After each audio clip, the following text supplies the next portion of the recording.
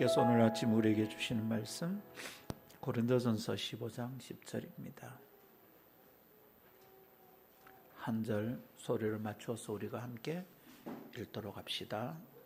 준비 시작. 그러나 내가 나 된 것은 하나님의 은혜로 된 것이니 내게 주신 그의 은혜가 헛되지 아니하여 내가 모든 사도보다 더 많이 수고하였으나 내가 한 것이 아니요 오직 나와 함께 하신 하나님의 은혜로라. 아멘. 이것은 하나님의 말씀입니다. 하나님의 말씀은 능치 못함이 없습니다. 할렐루야.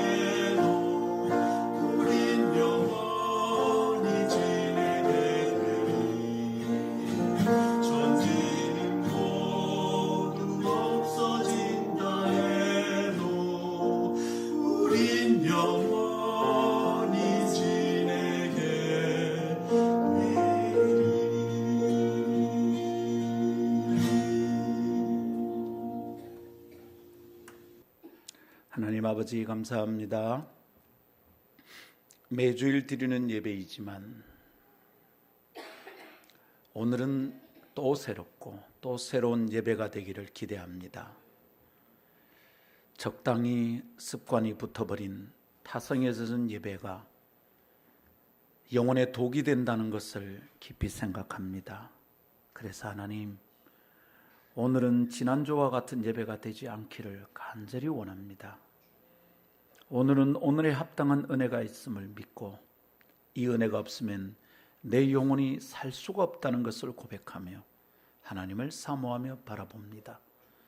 영혼에 묻인 딱딱한 껍데기를 베어내시고 지쳐있는 영혼의 잠자는 상태를 깨워주시고 하나님 앞에 적극적으로 반응하고 뜨겁게 주님을 바라보는 새 마음 부어 주시옵소서. 그래도 괜찮은 사람이 아니라 그래서는 안 되는 사람 만들어 주시고 매일매일 주님의 은혜가 없어도 괜찮은 사람이 아니라 하나님의 은혜 없으면 살 수 없기에 하나님 앞에 나아가는 사람 되게 하여 주옵소서. 그래서 오늘 말씀 듣기 원합니다. 이 말씀으로 저희 딱딱한 마음을 고쳐 주옵소서.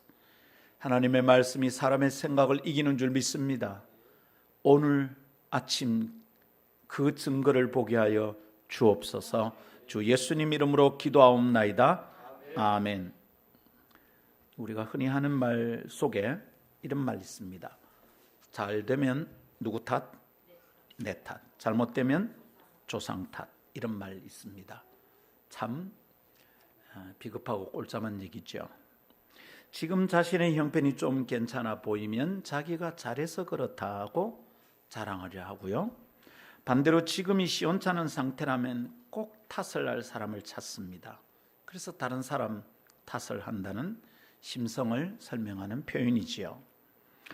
사람들이 대체로 그렇다 이 말입니다. 그런 사람 우리 주변에서 자주 본다 이 말입니다. 그렇다면 나는 어떨까요? 여러분은 어떻습니까? 나도 좀 잘하면 늘 내 자랑을 해야 되는 사람인가? 아니면 잘못된 것을 늘 다른 사람 탓을 하며 원망하며 살아가는 사람인가? 대체로 그리스도인들은 어떤 편인가? 우리 교회 성도들은 주로 어떤 말을 하는 사람인가? 여러분 생각해 봤습니까? 그리스도인들은 말을 잘하는 똑똑한 사람이라는 인상을 주는 듯합니다. 그래서 그리스도인인 나도 똑똑한 척, 잘난 척하는 사람인가? 여러분은 어떤 사람입니까? 여러분, 하나님의 말씀을 들을 때 그 말씀을 통해 자신을 비추어 보고 자기 성찰이 일어나지 않으면 그 사람은 희망이 없는 사람입니다. 사고가 납니다. 그러면 자기가 못나고 잘못된 사람이라는 걸 깨닫는 것은 사고가 났어야 알게 됩니다. 말씀을 통하여 깨닫고 은혜를 누릴 수 있기를 바랍니다. 자, 나는 괜찮은가? 나는 탓을 하는 사람인가? 이런 질문을 하면서 살펴보게 되는 바울은 참 독특합니다. 바울은 지금 자신의 상태를 설명하고 있습니다. 내가 나된 것은 what I am, 나의 무엇, 내가 나된 어떤 무엇, 이 말입니다. what I am, 나의 나된 것. 현재 자신의 형편에 대한 설명을 하려는 것 같지요. 그런데 지금의 상태가 어떻게 보면 좀 괜찮아 보이는 것이 있는가 봐요. 다른 사도들보다 꽤나 더 열심히 했다 이렇게 말하는 걸 보십시오. 실제로 바울서 신을 사도행전을 읽다가 보면 바울은 스스로 나는 좀 괜찮은 일을 했다 말해도 될 것 같아요. 꽤 잘한 사람이에요. 여러분, 다른 사람보다 좀 열심히 했다 그러면 우리는 어쩝니까? 은근히 자랑을 하죠. 은근히 자기 자랑을 하든지 아니면 좀 서툰 사람은 막 대놓고 자기를 자랑합니다. 꼭 자기가 잘한 것을 자기 입으로 말하거든요. 그런데 바울은 그렇지 않습니다. 나된 것, 곧 지금의 자기를 만든 영향력 가운데 절대적 요인이 있는데 그것이 하나님이랍니다. 그게 하나님의 은혜랍니다. 여러분, 가난한 사람들은 잘 되면 그 배경도 없고 저 흙수저가 잘 됐으니까 와, 저 사람 대단한 사람이구나 그렇게 부를 수 있어요. 그죠? 그 사람이 잘 되는 그의 그 된 것을 그것을 그렇게 되게 만드는 영향을 주는 요소가 별로 없어. 아버지가 돈이 있는 것도 아니고 집안이 대단한 것도 아니야. 야, 자수성가 했구나. 혼자 저렇게 이루어 놓구나. 그럼 어떻게 됩니까? 대단하구나. 영향을 미친 게 아무것도 없었으니까. 근데 바울은 뭐라느냐 하면 내가 나된 것에 영향을 미친 것이 있는데 그게 하나님이라는 거예요. 그게 하나님의 은혜라는 거예요. 그래서 바울은 자기를 자랑하는 것이 아니라 하나님을 자랑하고 있는 중입니다. 여러분, 우리 다 이렇게 되면 참 좋겠어요. 나를 보면 사람들이 내 속에서 막 드러나는 하나님 자랑 때문에 하나님 믿고 싶어지는 그런 사람 되기를 바랍니다. 바울은 그런 사람이에요. 하나님을 자랑하고요, 하나님의 은혜를 막 드러내고 싶어 하는 거예요. 보다 젊은 날 저는 이 말씀을 묵상하며 깨달은 것이 깊었어요. 이거 어떻게 이렇게 할까?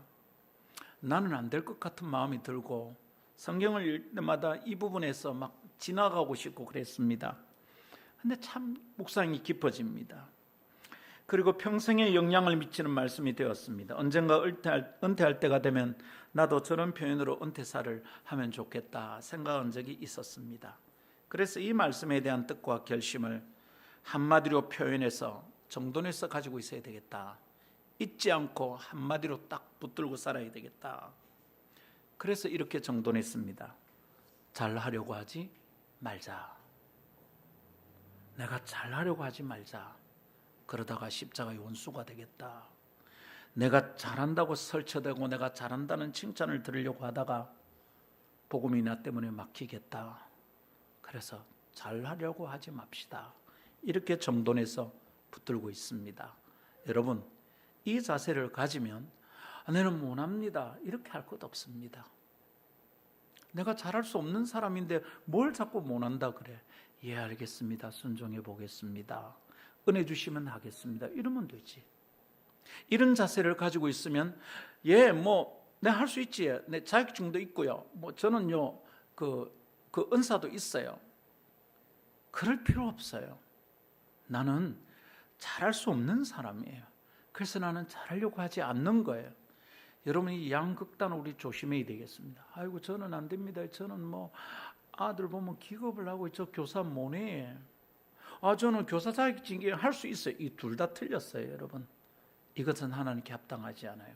그래서 우리 스스로에게 이렇게 다시 다집시다. 한번 따라하겠습니다. 잘하려고 하지 맙시다.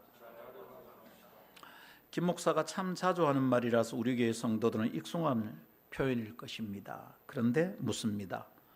자주 들어서 익숙하지만 여러분, 그 말의 뜻도 익숙합니까? 궁금합니다.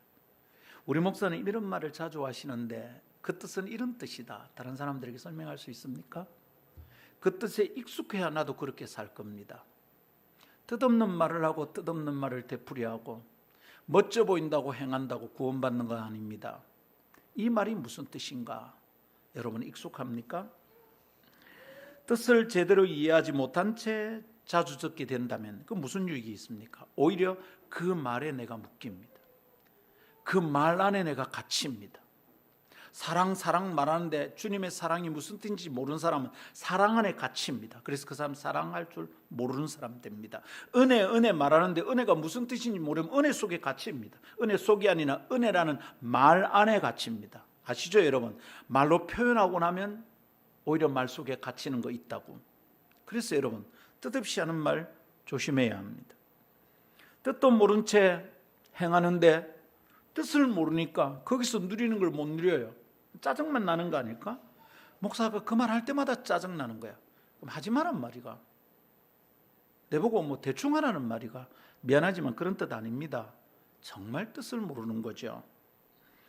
여러분, 그래서 이 말을 좀 우리가 이해하고 붙드는 것이 복음의 도리를 잘 붙드는 비결이겠다 싶어서 진행하고 있던 주기도문 강의를 잠시 멈추고 이 말의 뜻을 생각해 보고자 합니다. 아마도 종종 우리가 자주 쓰는 말에 대한 강론을 문득문득 이런 식으로 좀 하면 좋겠다 싶은 생각을 가지고 있습니다. 우리 교회에서 자주 쓰는 말들을 무슨 뜻인지 좀 풀어서 설명하면 좋겠다 싶어요. 오늘은 잘하려고 하지 맙시다. 이 뜻을 생각하면서 다음 두 가지 묵상의 주기를 붙잡고 나아가기를 원합니다. 그래서 잘하려고 하지 말자는 목사의 권유의 뜻을 정확하게 이해하고 은혜의 자리에 이르기를 원합니다. 우리 교회가 이 말이 만드는 문화가 아주 단단하고 이 문화가 성경적 기초를 가진 문화가 되기를 간절히 바랍니다. 첫 번째, 은혜는 보이지 않으나 존재하는 흐름입니다 라는 것이고, 두 번째는 은혜는 절대 무능한 자에게 허락된 능력입니다. 두 가지를 나눌 때 주님께서 은혜 주시기를 원합니다. 첫 번째 따라합시다. 은혜는 보이지 않으나 존재하는 흐름입니다. 은혜가 교회마다 있어야 돼요. 그죠? 은혜가 있어야 돼요. 교회마다 은혜 없으면 안 됩니다. 그래서 교회마다 은혜가 있어요. 김은혜, 박은혜, 이은혜, 최은혜 막 있는데 우리 교회는 지금 은혜가 없어요. 그래서 오은혜라고 지으면 참 좋겠더만은 굳이 오은서이라고 지어가지고 참 속상하게 만들지. 은혜가 하나쯤 있으면 좋겠는데. 주어진 집사님 늦지 않았으니까 딸 하나 놓읍시다. 예. 기가 막힌다. 그럼 막 장은혜, 장이 경상도 말로 늘이잖아. 장은혜 막 대박입니다. 자, 은혜는 보이지 않으나 존재하는 흐름입니다. 바울은 지금 아주 중요한 원리를 깨닫고 그것에 대해 말하고 있는 것 같아요. 그는 지금 좀 겸손하게 말하는 게 아닙니다. 나의 나 된 것은 하나님의 은혜입니다. 좀 겸손해 보이잖아요. 멋져 보이잖아요. 교회 안에는 그런 문화가 있지 않습니까, 여러분? 그죠? 자신을 좀 겸손한 사람으로 보이고 싶어서 다 주님의 은혜입니다 라고 말하는 분위기가 있어요. 아이고, 김 집사님 없었으면 후드트릭이 됐겠습니까? 이러면 찬스지. 멋지게 보이려고. 아이고, 주님의 은혜입니다. 아, 그래. 그럼 김 집사님 한 일이 없지? 이러면 뭐 시무룩해져. 이러면 괜히 보이려고 한 말이겠죠. 여러분, 잘한 것 같아서 칭찬하는데 다 하나님의 은혜입니다. 그래 칭찬을 거두어드리면 금방 실망하고 삐칩니다. 그러나 바울은 그런 분위기로 하나님의 은혜를 말하는 게 아닙니다. 그는 하나님의 은혜를 깊이 깨닫고 체험한 사람이 분명해요. 뭐 오늘 이 본문만이 아니라 바울 서신을 가만히 읽어보면 이 사람 진짜 은혜를 정말 깨달은 사람이구나. 입에 은혜와 평강을 달고 다녀요. 입에 막 은혜를 달고 다녀요. 은혜를 아는 사람이 틀림없어요. 그리고 그 은혜가 아니면 오늘의 자기는 존재할 수 없다는 것을 강하게 설명하고 있는 중이에요. 은혜가 없다면 나의 나 된 것은 없어. 은혜가 없다면 지금 나는 없는 거야. 이렇게 말하고 있다 이 말입니다. 자, 그렇지만 이 은혜라는 것이 교회 안에 넘쳐나는 말인데 은혜를 정말로 경험한 사람이 교회 안에 있나? 정말 은혜를 경험하고 정말 은혜를 말하는 사람이 미안하지만 잘 안 보입니다, 여러분.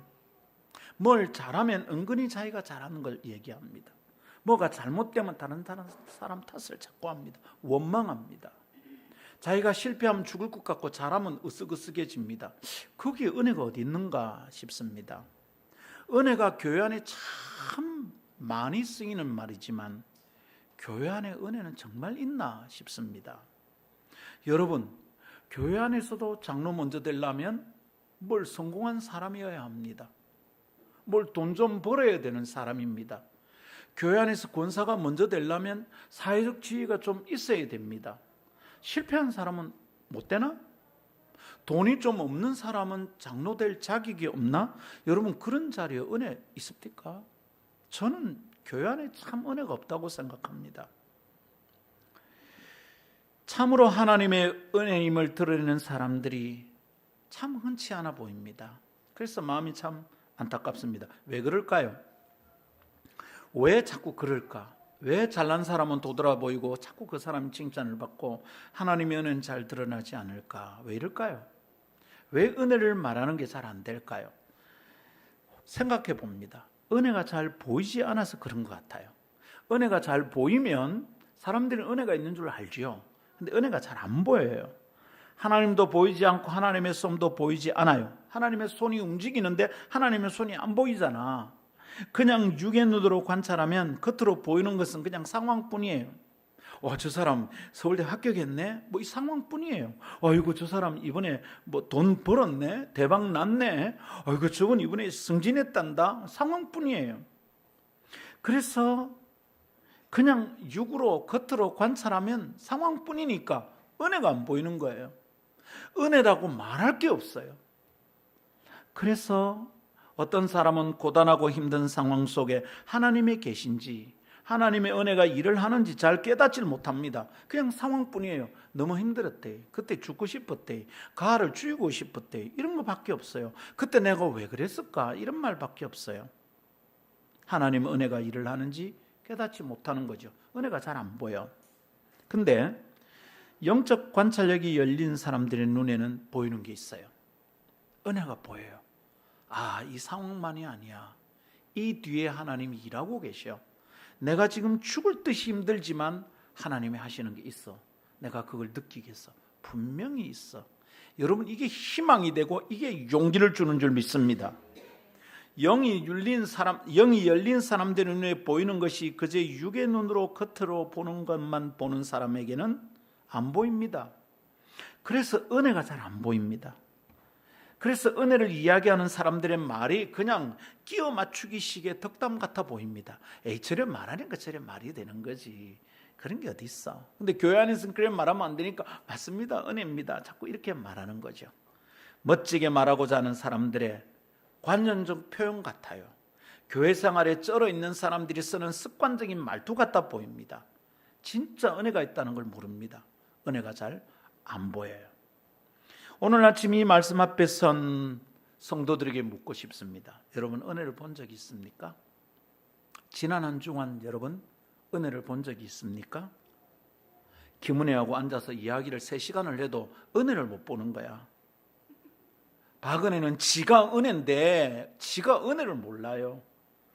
여러분, 하나님의 은혜를 경험한 적이 있습니까? 하나님의 은혜를 경험한 사람들은 힘든 중에도 별처럼 빛이 납니다.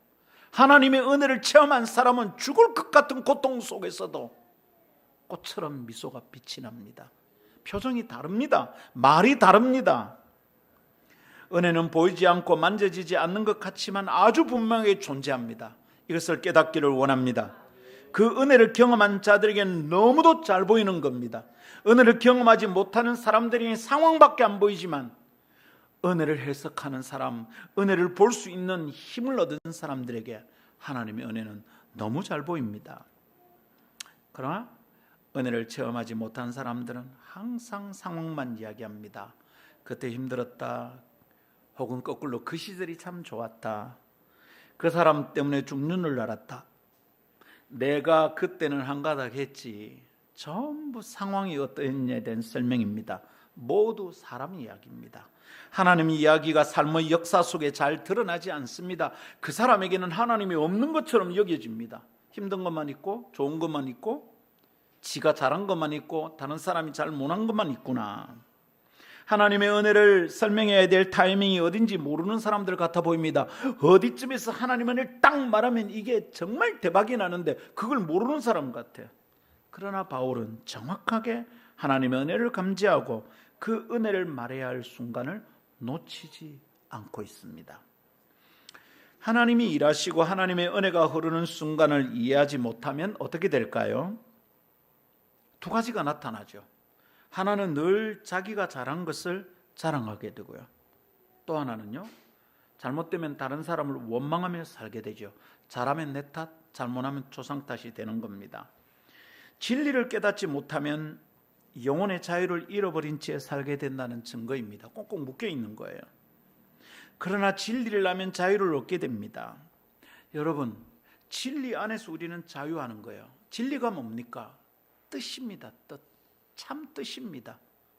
사람이 죄를 가진 참 뜻이 무엇인지, 하나님이 죄인을 구원하신 참 뜻이 무엇인지, 그 참 뜻이 진리입니다.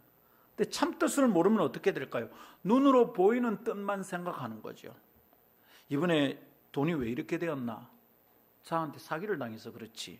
요거는 눈에 보이는 뜻입니다. 틀린 건 아닙니다. 그러나 그 안에서 참 뜻이 하나님이 당신의 백성을 연단하시려고 주신 시련이라면 참 뜻은 완전히 달라집니다. 내가 힘들었던 진짜 이유를, 진리를 깨닫게 되면 이해하게 됩니다. 그것 때문이었구나. 그래서 그 상처투성이의 시간에 더 이상 묶여서 살지 않습니다. 과거에 꽁꽁 묶여서 사는 사람들 있잖아요. 그때 네가 내한테 그랬지. 그렇게 살지 않아도 됩니다. 내 상처를 해석하는 방법을 알아버렸거든요. 참 뜻을 이해했거든요. 그렇게 되면 어떻게 되죠? 자유가 와요. 진리가 너희를 자유케 하리라. 그러면 과거에 묶여있지 않아도 돼요. 상처 얘기하지 않아도 돼요. 다른 사람 원망하지 않아도 돼요. 내가 지금 가지고 있지 않은 것 때문에 자꾸 한풀이하지 않아도 돼요. 상처를 준 사람들을 계속 탓하고 살지 않아도 돼요. 왜냐하면 진리 안에서 그 상처의 뜻과 은혜의 일한 흔적을 깨달았기 때문입니다. 참 뜻을 이해했거든요. 그러면 원망하며 힘든 시절을 자꾸 이야기하지 않아도 됩니다. 그 힘든 이야기 속에서 하나님의 은혜를 벌써 찾았거든요. 지난 시절 자기가 얼마나 잘했는지 자랑하지 않아도 됩니다. 내가 잘한 게 없어요. 잘할 것도 없고요. 잘할 수도 없었어. 그런데 뭘 이루었어? 여러분, 내가 잘할 수 있다고 생각하는 사람은 뭐라고 그러겠어요? 내가 이걸 했다라고 말하겠죠. 그런데 내가 잘할 것이 없다고 생각하는 사람은 어떻게 되겠어요? 난 별로 한 게 없는데. 그럼 어떻게 되죠? 다 하나님의 은혜입니다. 이렇게 되겠죠. 하나님의 은혜 덕에 오늘을 살고 있다는 것을 깨닫고 나니 내가 자랑할 것이 아무것도 없거든요. 은혜가 보여 이제. 이게 하나님의 은혜구나. 자꾸 하나님을 얘기하게 되는 겁니다. 내가 지금 안 가지고 있으면요, 하나님의 은혜를 삼아오면 되죠. 자꾸 하나님 앞에 가면 되죠.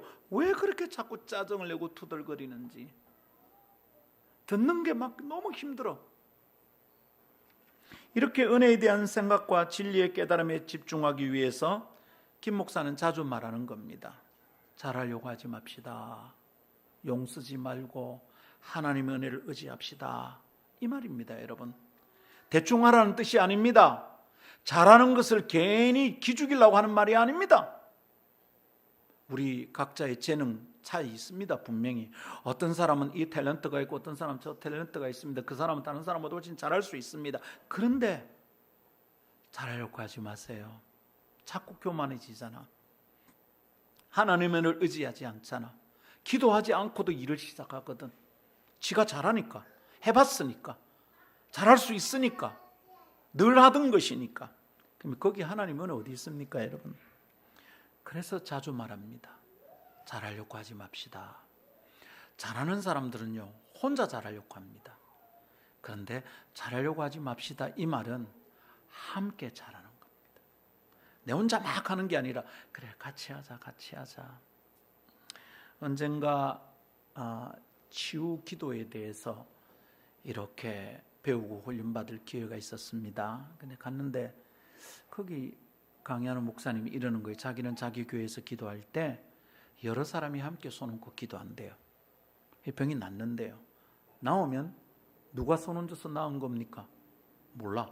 근데 목사 혼자 기도해서 나오면 어떻게 됩니까? 목사님이 한 거잖아. 그래서 이분은 여러 사람이 함께 기도하자는 거예요.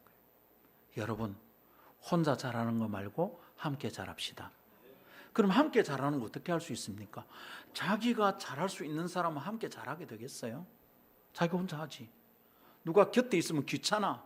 맘마 됐다, 내 혼자 할게. 내 혼자 하는 게 빠르다. 미안하지만 늦어도 같이 하는 게 교회는 교회입니다. 그러니까 잘하려고 하지 맙시다라는 말의 뜻이 무엇인지 성도들은 깊이 이해해 주시기를 바랍니다. 여러분, 이 말 속에는 오직 하나님의 은혜가 있습니다. 하나님의 은혜가 있습니다. 잘 못하는 사람도 이 은혜를 붙들면 할 수 있습니다. 이걸 말하고자 하는 뜻이 있는 거죠. 잘하는 사람은 저래 잘하고 목사님께 칭찬을 듣고, 그런데 나는 먹고 나는 못하니까 나는 막 찌그러져 있어야 되겠다. 이게 교회입니까? 그런 사람도 아니요, 하나님의 은혜가 있어요. 그러네요, 하나님의 은혜 있네요. 그리고 하나님의 은혜를 같이 구하고 나아가자는 뜻입니다. 이런 교회 좀 가고 싶지 않겠어요? 잘하는 사람이 득식을 거리는 교회 여러분 가고 싶겠어요? 가면 나는 주눅든데 나는 늘 못하는 사람인데 그 교회 가서 뭐 하겠어요? 그러니까 제발 우리 교회는 잘하려고 하지 맙시다. 누가 와도 여기 머물 수 있는 교회가 되면 좋겠어요. 별거 아닌 것 같은데 함께 하니까 잘하는 교회거든. 그러면 나도 거기 끼어들면 나도 잘할 것 같거든. 그런 교회 하자 이 말입니다. 오직 하나님의 은혜가 드러나는, 내가 잘난 척하는 교회 말고 하나님이 계속 영광을 받는 교회 할 수 있기를 원합니다. 성경 속 위인들의 형편을 조금 더 묵상하면 이것을 이해하는 데 도움을 얻게 됩니다. 베드로의 경우가 좋은 예가 될 것 같습니다. 마지막 유월절을 지키려고 예루살렘으로 올라가는 여정에서 주님은 중간 평가를 해야 될 형편임을 아셨어요. 그래서 물으셨어요. 사람들은 나를 누구라 하느냐? 엘리야라고 죽었다 다시 요한이 살았다 막 그럽니다. 막 합니다. 하나님이 어떤 분인지, 하나님 나라가 어떤 분인지 보여주는 계시자로 이 땅에 오신 예수님은 사람들이 예수님을 통하여 하나님을 이해해야 됐습니다. 그런 존재로서, 그렇게 하나님을 보여주는 계시자로서 이 예수님을 잘 이해했었습니다. 그래서 주님이 물으셨던 거예요. 근데 사람들의 대답이 영 엉뚱하거든. 그래서 주님이 이번에는 제자들에게 묻습니다. 마태복음 16장 15절부터 읽어보겠습니다. 이르시되 너희는 나를 누구라 하느냐? 제자들에게 물은 거예요. 세상 사람들은 그래 말하는데, 근데 베드로가 대답합니다. 정답을 말하는 거죠. 정답. 시몬 베드로, 그래 말해봐라. 시몬 베드로가 대답하여 이르되 주는 그리스도시요 살아계신 하나님의 아들이시니이다. 여러분, 정답입니까? 정답 아닙니까? 정답입니다. 정확합니다. Exactly. 예수께서 대답하여 이르시되 바 요나 시몬아 네가 복이 있다. 바는 누구누구의 아들. 바 요나는 무슨 뜻이죠? 요나의 아들 시몬아 네가 복이 있도다. 칭찬이죠. 잘했다 이 말입니다. 이를 네게 알게 하니는 혈육이 아니요 하늘에 계신 내 아버지시니라. 요거 은혜단 말이거든요. 네가 잘한 거 아니다. 잘했는데 너 제대로 답했는데 요거 하나님이 알게 하신 것이다. 이걸 알면 얼마나 좋을까? 우리가 이걸 모르는 거야. 칭찬하면 막 고래도 춤추게 하는 데 아니고 칭찬하면 고래도 교만하게 만드는 거야. 또 내가 네게 이르노니 너는 베드로라. 네가 이 반석 위에 내 교회를 세우리니 음부의 권세가 이기지 못하리라. 내가 천국 열쇠를. 이거 얼마나 놀라운 축복입니까? 주님이 엄청나게 칭찬한 거예요. 주님은 베드로의 대답에 칭찬을 표하신 거예요. 잘했다는 거예요. 이게 잘못했다는 거 아니에요. 잘했다는 거예요. 베드로는 잘한 게 맞아요. 그 순간 베드로는 잘하는 사람인 거예요. 베드로가 이것만 기억하고 살면 어떻게 되죠? 자기는 잘하는 사람인 거죠. 그래서 늘 잘하려고 하겠죠. 그렇게 살았어요, 베드로는. 그 이후에도.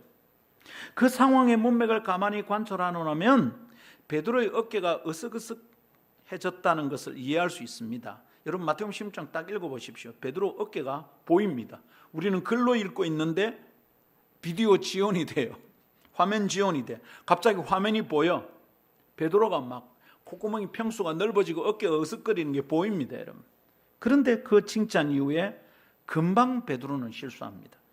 예수님께서 예루살렘에 올라가 십자가에 달려 죽을 것을 처음으로 이야기된 순간에 베드로가 말합니다. 절대 안 됩니다. 그러면 안 됩니다. 나는 주님이 가실 때 음보까지 따라가겠습니다. 뭐 어쩌고 저쩌고 주님 그런 일이 일어나면 내 손에 장을 지지겠습니다. 내 성을 바꾸겠습니다. 그래 베드로가 아니고 이두로가 되노 어찌 되노? 그렇게 말하는 순간에 주님의 음성에 노기가 잔뜩 묻어 나오는 발언을 듣게 됩니다. 마태복음 16장 23절. 예수께서 돌이키시며 베드로에게 이르시되 사탄아 내 뒤로 물러가라. 너는 나를 넘어지게 하는 자로다. 네가 하나님의 일을 생각하지 아니하고 도리어 사람의 일을 생각하는도다 하시고. 뭐라고요? 베드로 보고 조금 전에 뭐 천국의 열쇠 어쩌고 저쩌고 칭찬해 놓고 지금 뭐라 그럽니까? 사탄이 천국에 갑니까? 무서운 말씀을 당신의 제자에게 뱉으신 겁니다. 여러분, 뭐죠? 분명히 잘한 사람에게, 분명히 잘하는 사람 베드로에게 주님이 뭐라 한 거예요? 잘못했다고 야단을 치신 거예요. 와 이라노 갔다가 주님이 어깨가 하늘로 솟아나던 순간에 예수님이 그 어깨를 막 내려치신 셈이죠. 그러면 질문, 베드로는 잘하는 사람인가 잘못하는 사람인가요? 잘했잖아. 근데 잘못했어. 여러분, 베드로는 잘하는 사람이에요? 잘 못하는 사람이에요? 베드로는 자신을 어떤 사람으로 이해했을까요? 잘하려는 의도를 가지고 있던 베드로는 예수님이 야단치셨을 때 어떻게 받아들였을까요? 만일 베드로가 잘하려고 노력하는 사람이라면 예수님이 야단치셨을 때 주눅 들어서 앞으로 아무 일도 못하게 될 거예요. 야단을 못 듣는 거예요. 이런 사람은 조금만 충고해도 삐지는 거예요. 속상한 거예요. 사람 말을 항상 곡해를 하는 거죠. 베드로가 예수님의 말씀을 제대로 이해를 못했다면 이 사람은 여기서 끝나는 거예요. 마귀 새끼 되는 거죠. 사탄의 졸개가 될 겁니다. 그런데 여러분, 중간에 있었던 우리 사건들을 좀 압니다. 그죠?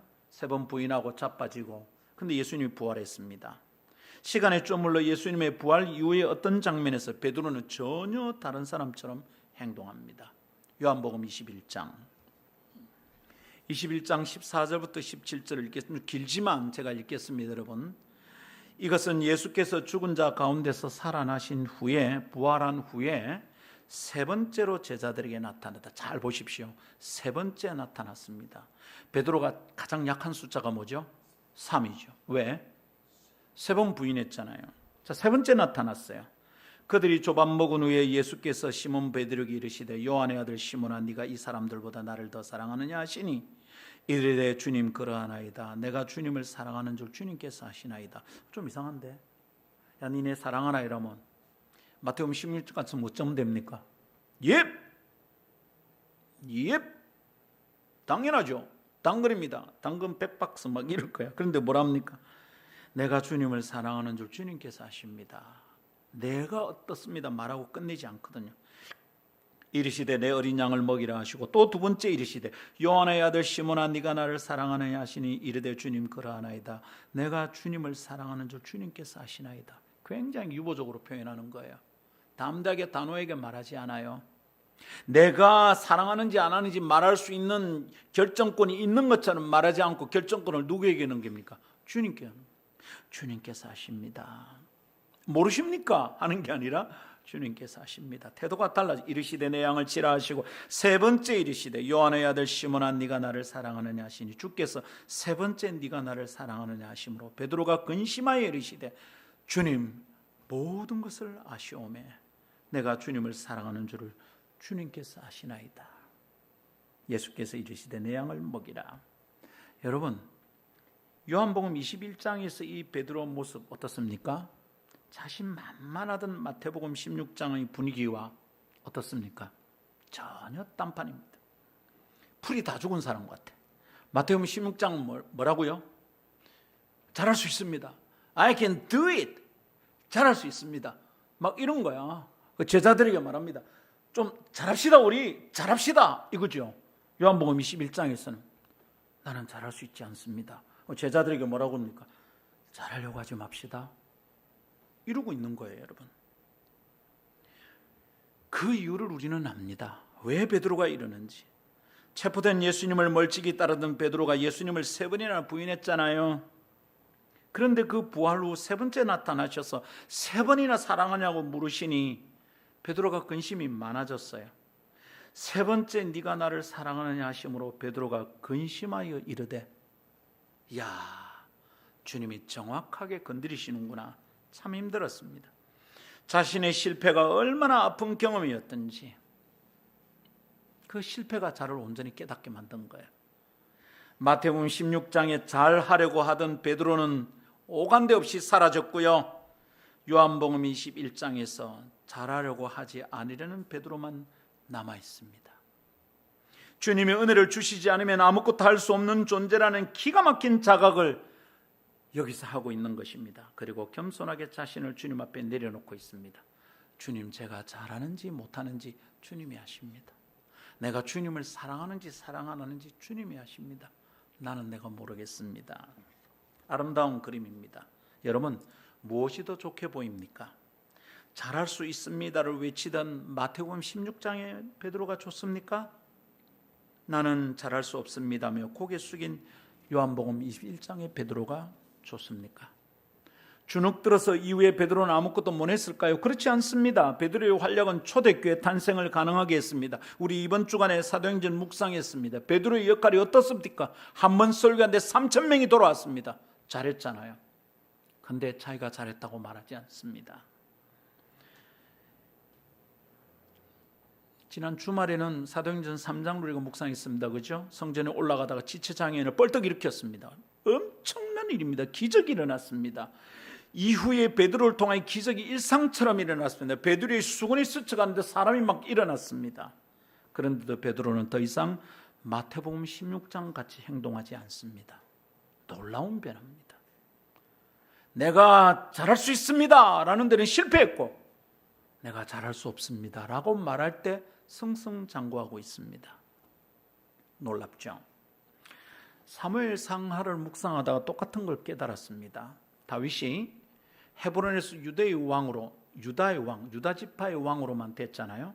사울이 다 죽고 나서도 한동안 그리 있다가 아브넬이 온 이스라엘, 주로 북쪽입니다, 다 가지고 와서 복속되었습니다. 그죠? 그러고 나서 이제 온 이스라엘 왕이 되었습니다. 이제 유다의 왕인 헤브론의 수도를 놔둘 수 없는 거예요. 그래서 여부수석이 살던 예루살렘을 정복하고 예루살렘으로 옮겼습니다. 그런 다음에 법궤를, 언약궤를 예루살렘으로 모셔옵니다. 그 황량한 벌판 같은 사람의 집에 있던 법궤를 움직입니다. 여러분, 2차 시도를 합니다. 첫 번째는 실패하고 두 번째 성공합니다. 첫 번째 시도에서 어떻게 합니까? 악대를 동원하고 엄청나게 화려하게 웅장하게 시작을 합니다. 여러분, 그 첫 번 시도의 장면을, 그림을 딱 보면 다윗의 마음에 이런 게 느껴집니다. 잘하자, 제발 우리 잘하자. 이제 이 법궤를 가지고 예루살렘에 모시면 이제 왕권도 확립되고 이제 그러니까 잘하자, 잘하고 싶다, 이게 막 너무 잘 보입니다. 근데 어쩝니까? 멀쩡하게도 소가 갑자기 흔들려서 이게 끼우뚱이 자빠지고 우사가 그것을 손대다가 그 자리에 죽어버립니다. 엄청나게 놀라운 일이 일어나죠. 다윗이 생각합니다. 하나님이 예루살렘으로 들어오시기를 거부하시는구나. 어쩌면 다윗은 하나님이 아직 나를 온전히 용납하지 않구나. 그래서 놔둡니다. 가드 사람 집에 놔둡니다. 그리고 두 번째는 어떻게 합니까? 첫 번째는 여러분 그 꼭 한번 사무엘하를 다시 한번 읽어보십시오. 첫 번째 시도에서는 다윗이 왕으로서 행동합니다. 모든 것을 주도하고 이렇게 해라 저렇게 해라 우리 잘하자 이게 막 보입니다. 근데 두 번째는 어쩝니까? 두 번째는 제사장들의 어깨에 메고 움직입니다. 6발자국을 가는데 아무도 안 죽습니다. 그리고 멈추자 제사를 드립니다. 그리고 다윗성으로 들어오는데 다윗이 춤을 춥니다. 옷이 막 흘러내려가서 미갈이 흉측하다고 말할 정도로 춤을 춥니다. 거기에는 자기가 주도적으로 행하는, 내가 할 수 있다고 말하는 왕은 없습니다. 그냥 참여자입니다. 하나님의 법궤가 예루살렘에 안착이 됩니다. 성경을 가만히 읽어보면 이런 이야기가 너무 많습니다. 에어컨 24도는 너무 낮은 것 같아요. 좀 춥게 여기는 분들이 네, 됐습니다. 예. 감사해요. 말씀에 너무 집중해요. 그쪽이 좀 추울 것 같은데 안 추웠습니까? 근데 막 표 안에 다 말씀에 집중하고 있네요. 오늘 아침 분위기 너무 좋네요. 감사해요. 말씀을 사모하는 그대들에게 놀라운 복이 있으리라. 성경 전체에는 이런 얘기가 가득합니다. 잘 알고 하던 사람들이 자빠지는, 근데 자기가 아니라고 고백했는데 하나님이 그 사람을 쓰시는 일들이 너무 많습니다. 성도 여러분, 스스로의 삶을 잘 살펴봅시다. 그러면 여러분 답답한 일만 있는 것이 아니잖아요. 은혜가 보여요. 그래서 그 은혜의 아름다움과 영광스러움에 푹 잠겨 살게 됩니다. 힘들어도 은혜가 있거든요. 짜증난 일 속에서도 은혜가 있거든요. 이것을 볼 수 있어야 돼. 근데 은혜가 안 보여. 그러니까 어떻습니까? 계속 두들거리는 거예요. 계속 짜증나는 거예요. 계속 다른 사람을 원망하는 거예요. 계속 내 꼬라지를 탓하는 거예요. 원망하는 거예요. 근데 여러분, 영안이 열리면 은혜가 보입니다. 내 삶을 다시 잘 들여다봅시다.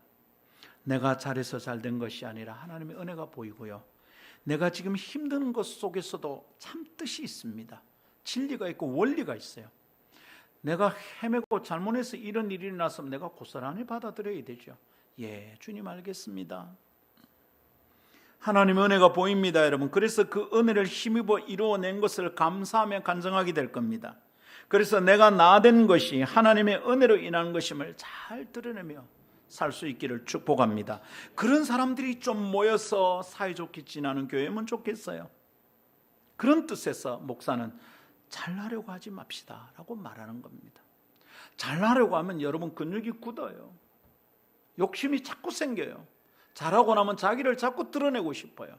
그게 성도 여러분, 잘하려고 하지 맙시다. 두 번째 따라하겠습니다. 은혜는 절대 무능한 자에게 허락된 능력입니다. 은혜를 어떻게 이해할 거냐? 은혜는 잘 안 보이는 데 있어요. 그죠? 잘 안 보이니까 몰라요. 그런데 하나님을 딱 주목하고 내 상황에 있는 참뜻을 이해하면 은혜가 보여요. 근데 이 은혜가 뭐냐 이 말입니다. 은혜가 뭡니까? 은혜는 원래 선물이라는 뜻을 가진 말이에요. 어근이 그래요. 선물은 뭡니까? 대가 없이 주고받는 것입니다. 대가를 기대하면 뭐죠? 선물이 아니라 뭐다? 뇌물이죠. 믿음으로 구원받은 사람들은 선물로 받은 구원에 대하여 잘 이해합니다. 자격이 없는데도 선물로 구원을 받았다는 것을 언제라도 기억하고 살게 됩니다. 자기가 어떤 사람인지 알게 돼요. 죄인은 하나님께 가까이 갈 수 없어요. 근데 구원받았거든. 무슨 이유 때문에 내가 구원받은지 모르겠어. 나는 죄인인데, 내가 잘한 것이 없는데, 이유 없이 조건 없이 받는 후대, 아무 이유 없이 받게 되는 아름다운 신분, 내가 하나님의 아들이라고, 내가 하나님의 백성이라고, 나 하나님의 원수였는데, 근데 이유 없이 조건 없이 하나님의 백성이 되었어요. 내가 어찌 하나님의 자녀가 될 수 있는가? 다윗은 몇 번이나 그랬습니다. 인자가 무엇이간데, 도대체 내가 뭐라고 하나님이 나를 이렇게 대해 주십니까? 내가 무엇이고 우리 집안이 무엇이라서 하나님이 이렇게 사랑해 주십니까? 다윗이 몇 번이나 얘기했어요. 이것을 깨닫고 고백할 때마다 눈물이 쏟아지는 거죠. 여러분, 저는 자주 그래 말합니다. 나는 목사가 되기에 참 합당하지 않은 사람이라고. 여러분, 저를 욕하지 않아도 저는 제가 알고 있어요. 저는 성질머리가 사나운 사람이에요. 제 성질대로 살면 목사 되기에 정말 합당하지 않은 사람이에요. 아직도 제가 그런 면이 남아있는 것 같아요. 내 같은 게 어떻게 목사가 되었나. 문득문득 아직도 멈추어 서서 눈물이 납니다. 기적 같은 일이 일어났다. 여러분, 영안이 열리면 은혜도 열립니다. 영안이 열리면 다른 해석 관점을 얻게 돼요. 지금 내 형편에 대한 참뜻을 깨닫게 돼요. 지나온 과거가 전혀 다르게 이해가 돼요. 얼마나 감사합니까? 이 문제는 지난 주일에 제가 강론에서 좀 나누었습니다. 그죠? 제가 가난한 게 무슨 뜻인지, 왜 내겐 엄마가 3명이나 되었는지 너무 힘들었습니다. 여러분, 그 두 마디로 충분합니다. 뭐 고생 좀 했다는 사람들 얘기 들으면 다 웃깁니다. 사실은 우리 시대는요, 이혼한 집이 반에 거의 없었어요. 저 혼자. 근데 엄마가 3명이나 돼. 제가 그 시대는 겪을 수 없는 일을 겪었어요. 참 힘들었습니다. 근데 제가 힘들다고 얘기하고 끝나니 그 무슨 의미가 있습니까? 그래서 힘든 얘기를 사람들에게 못 했어요. 근데 여러분, 어느 날 내가 겪은 그 힘든, 돌아보기도 싫은, 다른 사람에게 말하기 싫은, 우리 집에 친구들을 데려오기도 싫었던 그 삶의 형편에 대한 참 뜻을 어느 날 깨달아 버렸어. 이것 때문에 이렇게 하셨구나. 이래서 이렇게 하셨구나. 다른 해석 관점을 얻게 되는 거죠. 다르게 보여요. 지나온 과거가 전혀 다르게 이해가 돼요. 그게 은혜인 거죠. 얼마나 감사한지.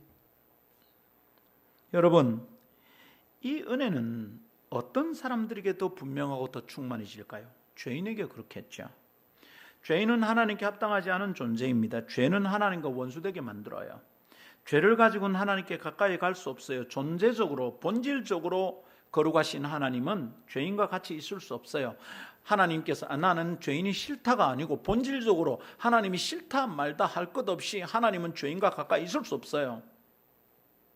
불을 탁 켜면 어둠이 딱 사라지듯이 빛이 어둠을 싫어서 그런 게 아니에요. 불을 탁 켜면 어둠은 사라져야 돼요. 같이 있을 수가 없어요. 거룩하신 하나님과 죄인은 같이 있을 수 없어요. 그런데 그 죄인에게 하나님은 옆자리를 허락해 주신 거예요. 내 곁에 앉으라, 나와 함께 하자 말씀해 주신 거예요. 그 죄인에게 하나님의 아들이라고 딸이라고 불러주시는 거예요. 은혜를 모르는 사람은 아마 지가 지 죄를 모르는 것 같아요. 저는 제 죄를 알아요. 내가 얼마나 징그러운 죄인인지 알아요. 그래서 주님이 나를 살려주시고 나를 구원해 주시고 목사라고 세워주시는 게 얼마나 큰 은혜인지 생각만 해도 벌벌 떨리는 일입니다. 내가 어떻게, 내가 감히 어떻게, 내가 무엇이라고. 그 순간 은혜가 임하는 줄 믿습니다. 그 순간 은혜가 충만해지는 거예요. 딴짓 못하는 거예요. 그 은혜가 임하는데도 내가 잘할 수 있다고 믿는 게 가능할까요? 이 복음의 도리를 정말 모르는 거예요. 죄는 성질이 아주 고약한 바이러스입니다. 그것에 걸리면 다 잃어버립니다. 죄를 깨닫는 자들은 금방 이해하게 돼요. 내 죄 때문에 내가 다 망쳐놓았구나. 금방 알게 됩니다. 죄를 깨닫고 회개하는 사람들은 자기가 어떤 존재인지 압니다. 내 안에는 선함이 없구나. 내 속에 의로움이 없구나. 내게는 거룩이 없구나. 이걸 깨달아요. 텅텅 비었어요. 그렇습니다, 여러분. 선함과 의로움이 죄인에게는 있을 수 없습니다.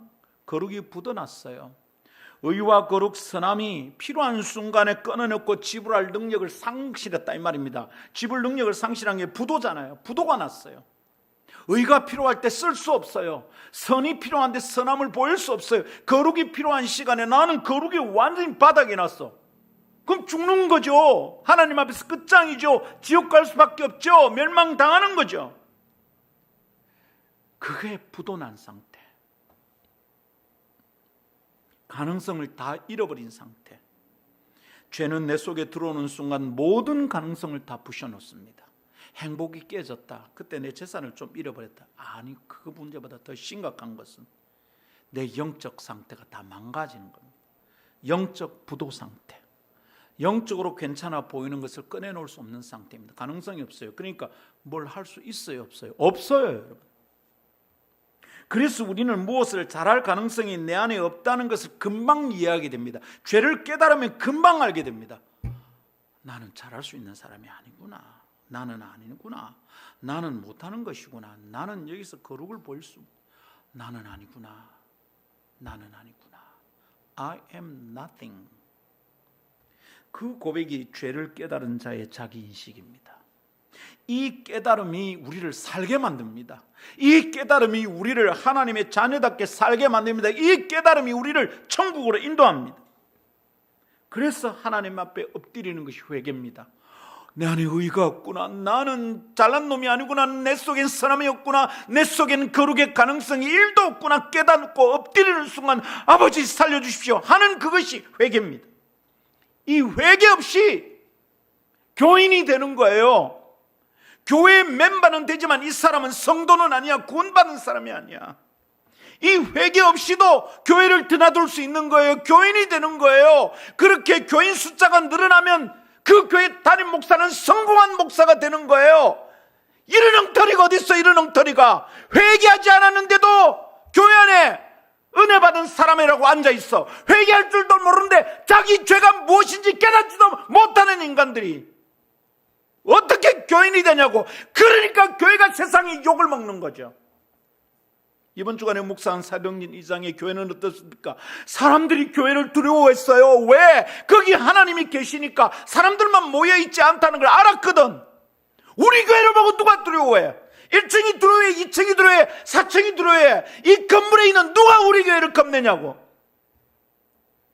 목사 성질을 부리면 겁내겠지. 여러분, 죄를 깨달으면요, 하나님 앞에 벌벌 기게 되는 거죠. 아무 가능성이 없는데 어떻게 잘난 척을 해. 죽는 거예요, 여러분. 하나님 앞에 납작 엎드릴 수밖에 없어요. 여러분, 그런 자들에게 필요한 게 뭘까요? 그런 자에 나타나는 결과물이 뭘까요? 죄책감일까요? 낮은 자존감일까요? 열등감일까요? 자신감을 다 잃어버린 걸까요? 아니에요, 여러분. 그런 순간 죄인에게 나타나는 것은 은혜에 대한 갈망입니다. 내게 은혜가 필요하구나. 내게 은혜가 필요하구나. 난 내 스스로 잘할 수 있는 사람이 아니야. 내가 아무리 노력해도 나는 거룩에 이를 수가 없어. 근데 여러분, 그걸 사모하게 되거든요. 그 선함과 그 의로움, 그 거룩에 대한 사모함이 있거든. 그럼 어떻게 해야 돼? 하나님, 절 좀 봐주세요. 하나님, 제게 은혜가 필요해요. 이거잖아요, 여러분. 목사가 뻔뻔하게 지금 이 강단에 설 수 있는 거 이게 뭡니까? 목사 거룩에 섭니까? 하나님 은혜 때문에 서는 거잖아요. 멸망에 가증한 것이 거룩한 곳에 선 것을 보거든 종말이 온 줄 알아라. 예수님 마태복음 24장에서 여러분 종말에 대한 예언을 하실 때 징조가 그거였습니다. 저는 설교하러 여기 있을 때마다 매번 매주일 종말의 징조를 보는 겁니다. 멸망에 가증한 것이 거룩한 강단에 섰잖아요. 떨립니다, 여러분. 매번 떨립니다. 사람들이 잘 안 믿어요, 제 이 말을. 이 뜻을 이해를 잘 못하는 것 같아. 자기들은 경험 안 했는가 봐. 이 앞에 한번 설 때마다 사람들 앞에 서는 게 떨린다. 아니고 거룩하신 하나님 앞에 서는 게 떨려야 되잖아요, 여러분. 그럴 때 우리에게 필요한 게 뭡니까? 나는 그냥 지옥 가는가 보다. 나는 이래 살다가 망하는 것이 아니고, 여러분, 하나님 제게 은혜가 필요합니다. 저 다시 살고 싶습니다. 주님, 제게 은혜가 필요합니다. 네가 뭔 자격이 너 그러니까 은혜가 필요합니다. 네가 거룩하나 그러니까 은혜가 필요합니다. 네 같은 놈이 뭘 할 수 있겠어 그러니까 은혜가 필요합니다. 이 사람 자기가 잘할 수 있다고 믿는 사람이에요? 아니에요. 그러니까 여러분, 잘하려고 하지 맙시다. 아무것도 잘할 수 있는 것이 없는 사람이라는 자각이 하나님의 은혜를 갈망하게 됩니다. 그리고 하나님의 은혜를 은혜되게 만듭니다. 그 순간 그 사람이 은혜가 딱 맞는 때입니다. 그렇지만 아무리 교회를 다니고 기독교적인 문화 속에 산다고 해도 은혜의 도리를 제대로 깨닫지 못하면 이상한 몰골로 살게 되지요. 성경의 명령과 요구는 산더미 같은데 그것을 자신의 힘으로 잘 해려보려고 하니까 됩니까? 잘 안 되잖아요. 계속 주눅이 들어요. 죄책감이 생겨요. 그런데 그걸 겉으로 다 표현하면 교회에서 믿음 없는 사람처럼 보이니까 자꾸 흉내를 내는 거죠. 비슷한 것으로 흉내를 내고 겉을 꾸밉니다. 그리고 흉내를 내는 것 중에 제일 잘 하는 것이, 제일 쉽게 드러나는 게 뭐냐면 열심을 내는 겁니다. 열심 내지 마라 뜻 아닙니다. 여러분 잘 이해하고 들으십시오. 열심을 내면 우리는 그 사람이 믿음 좋은 것처럼 착각하기 쉽거든요. 그게 제일 흉내내기 쉬운 겁니다. 열심을 냅니다. 갑자기 막 새벽기도 나오고 막 갑자기 막 섬기고 이럽니다. 물론 여러분, 주님의 은혜를 깨닫고 나면 주님을 사랑하게 되고요. 사랑하는 하나님을 위해, 사랑하는 사람을 위해서 우리 자꾸 하고 싶어지잖아.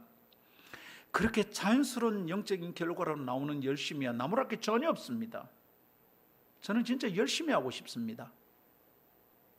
입버릇처럼 말하거든요. 저는 잘할 수 있는 사람이 아니라 저는 열심히 하는 사람입니다. 목사님 뭐 때문에 그래 피곤하게 자꾸 합니까? 내가 해보니까 나는 잘 못하더라고. 그래서 나 열심히 하는 거예요. 그냥 책을 읽었는데도 내 설교는 너무 무식한 것 같아서 또 읽고 또 읽는 거야. 잠이 와서 눈이 끄뻑끄뻑 하는데도 또 읽고 있는 거예요. 근데 여러분, 진짜 주님이 속에 없을 때도 비슷한 것을 흉내내는 사람은 열심히 합니다. 속아주거든. 제일 잘 속습니다. 그리고 자기도 열심히 되면 막 열심히 하고 사람이 막 칭찬하면 자기가 하나님께 합당한 사람인 줄 착각하는 거예요. 자기에게 무슨 선함이 있다고, 의로움이 있다고, 거룩이 있는 것처럼 착각하는 거예요. 그렇지만 기억하십시오. 아무리 열심을 내도 그런 것으로는 하나님 앞에 자격이 있는 사람이 될 수 없습니다. 무언가를 잘하는 사람이 되면 하나님께 더 좋은 사람이 될 것 같아 보이거든요. 그래서 이제 그 다음에 잘하는 거죠. 학문도 많이 하고요. 교회 안에 막 재능을 드러내서 반주도 잘하고 노래도 잘하고 기계도 잘 만지고 교회 안에 그 사람이 안 하면 막 일이 안 돌아가게 만드는 거죠. 주방에는 그 권사님이 아니면 안 되고 지난 주말에도 우리 갔을 때 가까운 교회 주방에 가니까 권사님이 나타나가 이거 누구 허락받고 있습니까? 그분이 그 주방이 대빵이거든. 교회가 평안하려면요 주방 대빵 권사님하고 담임 목사님 사이가 좋아야 돼. 그분들이 한번 틀어지면 큰일 나는 거야. 뭔가를 잘하면, 뭔가를 내가 많이 하면 하나님께 더 좋은 사람이 될 것 같아 보입니다. 그래서 겉을 꾸밉니다. 흉내합니다. 그렇지만 은혜가 아니면 아무것도 할 수 없는 존재가 어떻게 잘할 수 있단 말입니까? 그 순간 시험됩니다. 그러는 사람은 반드시 옆에 있는 사람 상처받게 만들고 자기도 시험됩니다. 화평을 깹니다. 자꾸만. 왜냐하면 잘하는데 내가 잘하려고 하는데 잘 안 되니까 짜증이 나거든. 잘해야 자기가 부도난 인생이 뭐가 된 것 같은데 잘 안 되거든. 잘 안 되는 자가 방해를 하는 것 같아. 교회 안에서 이거 진짜 조심해야 됩니다, 여러분. 그렇게 살도록 그냥 자꾸 놔두면 종교적 형식에 치우치고 율법적인 완고함이 점점 심해집니다. 그래서 정죄가 일상이 됩니다. 자기만큼 못하는 사람은 믿음이 없는 사람으로 취급하거든요. 자기도 힘들고 다른 사람도 자꾸 힘들게 만듭니다. 진리가 아니니까 자꾸 묶이는 거예요. 그게 참 뜻이 아니거든. 하나님 안에서 그렇게 하는 게 참 뜻이 아니야. 참뜻 진리가 아니면 어떻게 됩니까? 진리를 알지니 진리가 너희를 자유케 하리라. 자유가 없는 거예요. 묶여요. 마음이 불편해요. 영혼이 자유롭지 않아요. 사람의 눈이 어떻게 볼까, 나를 어떻게 볼까, 자꾸 눈치를 보게 되고요. 사람 말 한마디 때문에 왔다 갔다 합니다. 자유를 잃어버리고 그래서 괴롭습니다. 아무리 해도 잘해야 할 것이 또 남아 있습니다. 이만큼인데 많이 한 것 같은데 또 있습니다. 저거 또 해야 되나? 엄청난 일을 했는데도 아직 할 것이 기다리고 있습니다. 그렇게 해서는 절대로 그 문제가 해결이 안 됩니다. 은혜 없으면 고단하고 괴롭기만 합니다. 이제 그만하고 싶다. 뭘 그만하지? 뭘 했다고? 잘하려고 하는 사람은 자기가 뭘 해놓으니까 그만할 게 있다고 생각합니다. 근데 뭘 해도 그만해요. 죽도록 충성해야 되는데 뭘 여기서 그만한단 말이야. 해보니까 해봐도 끝이 없고 또 있어. 해보니까 또 있어. 잘하려고 하니까 그렇죠. 잘하려고 애써야 할 것이 너무 많아요. 혹시 여러분 그런 순간을 경험한 적이 있죠? 전 있어요. 와, 내가 죽어야 끝나겠다 싶을 정도로 힘들고 해도 끝이 없어. 그 순간 은혜가 필요해요. 그때가 은혜가 필요해요. 나는 안 되겠다 싶을 때 은혜가 필요해요. 나 그만하고 싶다 싶을 때 은혜가 필요해요. 나 이놈들 때문에 짜증나서 못 살겠다 싶을 때 은혜가 필요해요. 아무도 나를 알아주지 않고 나를 이용만 해먹는 것 같다. 그때 은혜가 필요해요. 하나님의 은혜를 사모하고 나아갑시다. 그 순간이 잘하려고 하지 않아야 될 때입니다. 잘하려고 하니까 못하는 겁니다. 나 그만해야 되겠다. 아무도 알아주지 않는다. 근데 잘하려고 하지 말고 주님 사랑하면 되죠. 잘하려고 하지 말고 은혜를 힘입고 그냥 하면 되는 거예요. 우리는 그냥 하는 거예요. 그냥 순종하는 거예요. 잘하는 게 아니고. 죄인이 뭘 잘해요? 내가 잘 못하는 사람이라는 생각, 이것은 은혜가 없으면 사람을 주눅들게 만들어요. 죄책감 느끼게 만들어요. 열등감 느끼게 만들어요. 그런데 은혜 안에서 내가 하는 게 아니구나. 그래서 나는 잘하려고 하지 않아야 되겠다 라는 순간 은혜가 임하는 거예요. 할렐루야. 그렇게 되면 어떻게 되죠? 자꾸만 주님을 자랑하겠죠. 고린도전서 2장 2절, 내가 너희 중에서 예수 그리스도와 그가 십자가에 못 박히신 것 외에는 아무것도 알지 아니하기로 작정하였다. 바울의 고백입니다. 내가 예수님 또 십자가에 못 박히신 것, 나 이것만 알고 다 갈 거다. 내가 잘하는지 못하는지 자아가 내한테 와가라는지 관심 없어. 꼭 자랑한다면 고린도후서 11장 30절, 내가 부득불 자랑할진대 내가 약한 것을 자랑하리라. 내가 약한 것, 내가 못하는 걸 자랑하는 거죠. 약하니까 잘하려고 할 수 없어요. 왜 약한 것을 자랑해요? 그때 하나님의 은혜가 임하거든. 우리 교회는 이런 사람들이 모여서 잘 못하는 사람들끼리 서로 돕고 함께 잘하자, 그러면서 살아가는 교회가 되기를 바랍니다. 이 은혜를 마음껏 누리고 살기를 원합니다. 한번 따라합시다. 잘하려고 하지 맙시다. 이 뜻을 이해하시겠습니까? 목사가 이 말을 할 때 괜히 짜증이 나고 시험 들지 말고 난 안 하면 되겠네 그렇게 삐딱하게 말하지 말고 이 말이 무슨 뜻인지 우리 알고 가자, 그래 되기를 바랍니다. 찬송합시다.